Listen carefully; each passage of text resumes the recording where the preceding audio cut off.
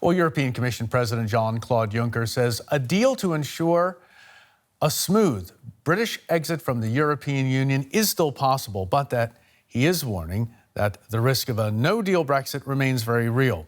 In an address to the European Parliament in Strasbourg, Juncker repeated his call for London to present realistic proposals to replace the so-called Irish backstop arrangement in their divorce agreement. The EU Parliament is due to adopt a resolution later today calling for Britain to be granted another extension to agree to terms for its withdrawal. DW's Max Hoffman joins us now from Strasbourg for the very latest on this, where the European Parliament is meeting today. Good morning to you, Max. Can you give us the takeaway from what's happening today in Strasbourg? The two main messages from almost everybody who's involved in the negotiations of Brexit were, first of all, a no-deal scenario, a no-deal Brexit by the 31st of October or on the 31st of October is becoming increasingly likely. That's not a surprise, but maybe surprising to some is that Jean-Claude Juncker, the head of the EU Commission, also said he thought a deal was still possible. And that is the man who met Boris Johnson, the UK Prime Minister, on Monday. We don't know a whole lot about that meeting. And with Jean-Claude Juncker, you never know if he still has a card up his sleeve. But as you mentioned, the problem remains the insurance policy against a hard border between Northern Ireland, which is part of the UK, and the Republic of Ireland, which is part of the European Union, and really no details there what a solution could look like. Okay, no details, Max, but could that mean that there might be a chance the EU could take a step towards Boris Johnson and renegotiate the Brexit deal all over once again?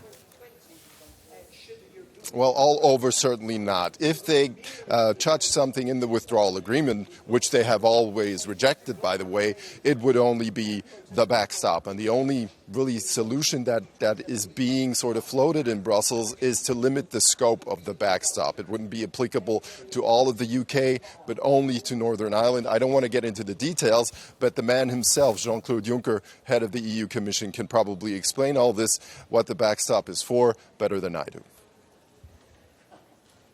The backstop is designed to do three things.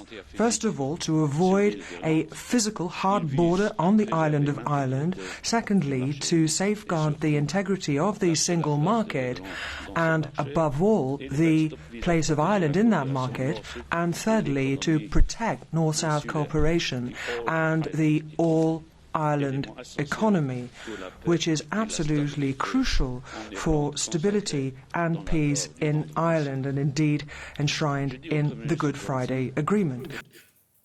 Now, Max, if there is any kind of last-minute deal, say it is on the backstop, for example, will the EU still have time to ratify it before October 31st, which is approaching very rapidly?